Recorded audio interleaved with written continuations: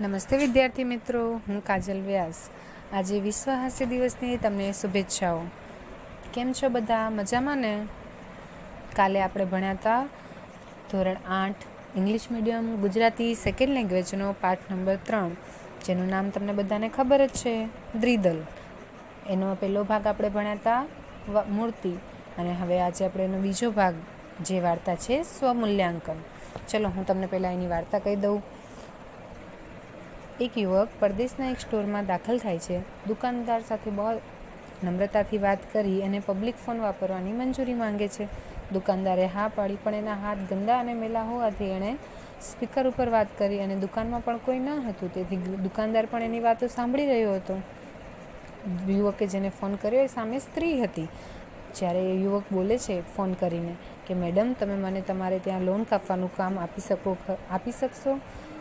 તો લોન કાપવાનું કામ એટલે કે બગીચા અને ઘરની આગળ જે લીલું ઘાસ છે એ કાપવાનું કામ। તો એ સ્ત્રી ના પાડે છે કે ના, મારી પાસે તો માણસ રાખેલ છે એની માટે। યુવક ફરી પાછો કહે છે, એ માણસને તમે જેટલો પગાર આપતા હોય એનાથી અડધો પગાર આપજો। તો પણ એ સ્ત્રી પાછી ના પાડે છે કે ના, હું એ વ્યક્તિથી સંતુષ્ટ છું, મને એનાથી કોઈ ફરિયાદ નથી, તો હું એને નહીં નીકાળી શકું।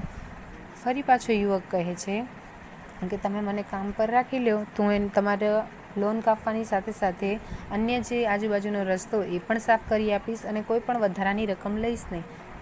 એ સ્ત્રી પાછી કહે છે કે મને કોઈ પણ બીજા વ્યક્તિની જરૂર નથી, મેં જે વ્યક્તિ રાખેલો છે એનાથી હું સંતુષ્ટ છું।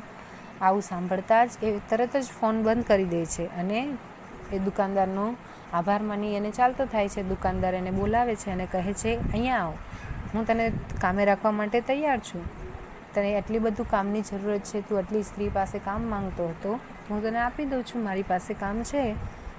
યુવક કહે છે કે મને કામની જરૂર નથી। તો દુકાનદાર તો આશ્ચર્યચકિત થઈ જાય છે કે તું આટલી વખત કામ માંગતો હતો, એ સ્ત્રીએ તને ના પાડી, હું તને હા પાડું છું કે કામ આપવા તૈયાર છું, તો તું કામની ના પાડે છે, કેમ એવું? એટલે કહે છે કે હું ત્યાં મેડમને ત્યાં જ કામ કરું છું જેમને મેં ફોન કર્યો હતો, એટલે પણ મારું કામ કેવું છે એનો મને ખ્યાલ આવે એ માટે જ હું એમને ત્યાં ફોન કર્યો હતો અને મારું મૂલ્યાંકન કર્યો હતો કે મેં કેવું કામ કરું છું અને એ લોકો મારાથી સંતુષ્ટ છે કે નહીં। આ બધી વાતો સાંભળતા દુકાનદાર તો બહુ આશ્ચર્યચકિત થઈ જાય છે, નવાઈ પામે છે કે આ શું કહેવાય, આવા વ્યક્તિઓ પણ છે। અને એને ગયા પછી એ એના ગુણગાન ગાયા જ રાખે છે। તો ચલો આપણે પાઠની શરૂઆત કરીએ। પાઠ નંબર 2, સ્વમૂલ્યાંકન। એક યુવક પરદેશના એક સ્ટોરમાં દાખલ થયો। દુકાનદાર સાથે નમ્રતાથી વાત કરીને पब्लिक फ़ोन वापरवानी मंजूरी मांगी। एक युवक परदेश से एक स्टोर में दाखिल होता है और दुकानदार के साथ बहुत ही नम्रता से बात करके पब्लिक फ़ोन यूज़ करने की मंजूरी लेता है। दुकानदारे हाँ पाड़ी। युवकना हाथ मेला अने खराब हता एटले ए स्पीकर फ़ोन पर बात करतो हतो। दुकानदार ने भी हाँ किया, पर युवक के हाथ गंदे और मैले थे, इसलिए वो स्पीकर फ़ोन पे बात कर रहा था। अन्य कोई ग्राहक ए समये स्टोर में हाजर न होवाथी दुकानदार एनी बात ध्यानथी सांभળી રહ્યો હતો। सामा छेड़े कोई स्त्री बात करी रही थी। दुकान में भी कोई ग्राहक नहीं था। इसके अलावा तो दुकानदार भी इसकी जो बात है वो सुन रहा था और युवक जिससे बात कर रहा था सामने वहाँ पे एक स्त्री थी, लेडीज़ थी। युवके कह्यु, मैडम तमे मने तमारे त्यां लोन कापवानुं काम आपी सको खरा? युवक क्या कहता है कि आप मुझे अपने घर पे लोन काटने का काम दे सकते हो क्या? लोन यानी क्या, मैंने आपको पहले भी बता दिया। सामे छेड़ेथी स्त्रीनो अवाज आव्यो, नहीं भाई, लोन कापवा माटे मैं माणस राखी दीधेल छे। सामने से वो स्त्री की आवाज़ आई कि नहीं भैया, मैंने लोन काटने के लिए तो एक व्यक्ति रखा हुआ है। युवक बोल्यो, मैडम अत्यारे तमारे त्यां राखेल माणसने जे पगार आपता होय एना करता अर्धा पगारथी हूँ लोन कापी आवीश। युवक कहता है कि मैडम आपके यहाँ जो व्यक्ति काम कर रहा है, उसको आप जितनी पगार दे रहे हो उससे भी आधी पगार मुझे देना, तो भी मैं आपका वही काम कर दूंगा।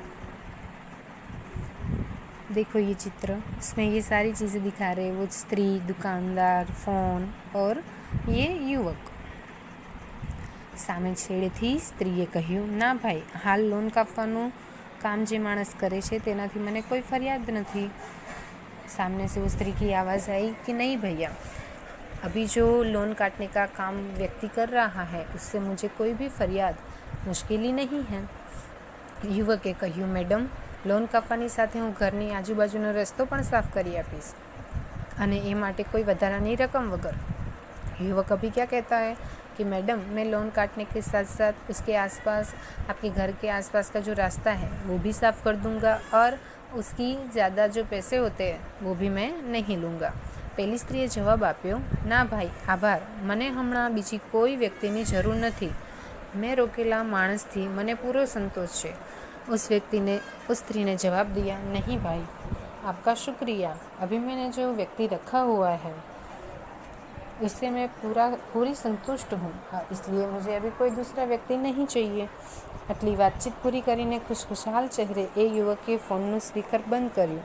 દુકાનદારનો ફરી એકવાર આભાર માનીને એ જવાની તૈયારી કરતો હતો। એ જ વખતે દુકાનદારે એને પાસે બોલાવ્યો।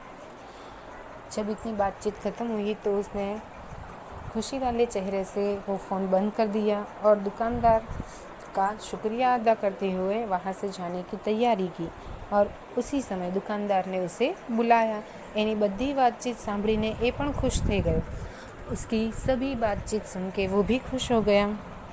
पेली स्त्रीए काम करवानी ना पाड़ी छतां युवकना चेहरा पर निराशानी कोई रेखा नहोती कि जराय उदास पण नहोतो थयो। टूंकमां एनी जे खुमारी एने स्पर्शी गई। उस स्त्री ने काम करने के लिए मना बोला, फिर भी इस युवक के चेहरे के ऊपर दुखी निराशा की कोई भी रेखा नहीं दिख रही थी और वो बिल्कुल उदास भी नहीं था। तो उसके ये गुण देख के ये दुकानदार को वो सारे गुण छू गए। युवक पासे आव्यो एटले दुकानदारे कह्युं, युवक, पेली स्त्रीए काम आपवानी ना पाड़ी तो पण तू खुश रही शक्यो ए वात मने खूब ज स्पर्शी गई छे। एणे भले ना पाड़ी पण हूँ तने काम आपवा तैयार छूँ, बोल, मारे त्यां काम करीश? युवक को पास बुला के दुकानदार ने कहा, युवक, उस स्त्री ने भले ही तुम्हें काम करने के लिए मना बोला हो, पर तुम जो खुश दिख रहे हो वो मुझे बहुत ही छू गया है। और उसने भले मना बोला, पर मैं तुम्हें काम देने के लिए तैयार हूँ। क्या तुम मेरे यहाँ पे काम करोगे? पहला युवक के हंसता हंसता ना पाड़ी। उस युवक ने क्या कहा, हंसते हंसते मना कर दिया। दुकानदार ने अत्यंत नवाई लागी। नवाई यानी आश्चर्य। दुकानदार को बहुत ही आश्चर्य हुआ। एणे कह्युं, पण दीकरा, हमणां तो तू पेली स्त्रीने काम माटे रीतसરની आजीजी करी रह्यो हतो। आजीजी यानी कि आग्रहपूर्वक विनंती करना। तो दुकानदार क्या कहता है कि पर बेटा, अभी तो तुम वो स्त्री से काम के लिए बहुत ही विनंती कर रहे थे। काम नહોતું જોઈતું तो પછી આવું શા માટે કરતો હતો? तुम्हें काम नहीं ही चाहिए था तो तुम ऐसा क्यों कर रहे थे? युवक हंसता हंसता बोलो, नहीं सर, हूँ एज मैडम ने ત્યાં काम करूँ છું। अब युवक हंसते हंसते क्या बोलता है कि नहीं सर, मैं उसी मैडम के यहाँ पे काम करता हूँ। आ तो मारू काम केवुं छे ए तपासवा माटे ज मैं एમને फ़ोन करेलो, जेथी करीने मारा काम अंगे मने ख्याल आवे। अब मैं वहीं पे काम करता हूँ, पर मेरा काम कैसा है उसको जांचने के लिए, परखने के लिए ही मैंने उनके यहाँ पे कॉल किया था। दुकानदार ने ए निर्दोष स्मित आपीने एणे विदाई लीधी।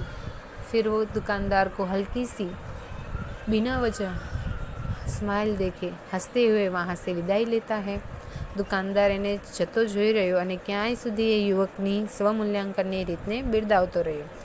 दुकानदार उसको जाते हुए देखते रहा और उसकी जो स्वमूल्यांकन की जो रीत थी उसको उसके गुणगान गाते रहा।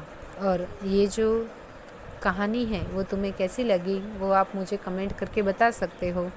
और ये जो हमारा चैप्टर है वो IK विजड़ीवाला जो हमारे लेखक थे चैप्टर के, उन्होंने अपनी किस बुक में से ये पूरी चैप्टर लिखा हुआ है वो आप मुझे कमेंट में बताओगे लिख के।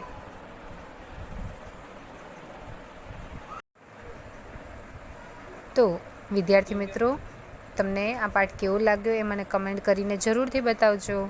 અને આ પાઠ કઈ બુકમાંથી લેવામાં આવ્યો છે એ પણ કમેન્ટ દ્વારા તમારે મને જવાબ આપવાનો છે।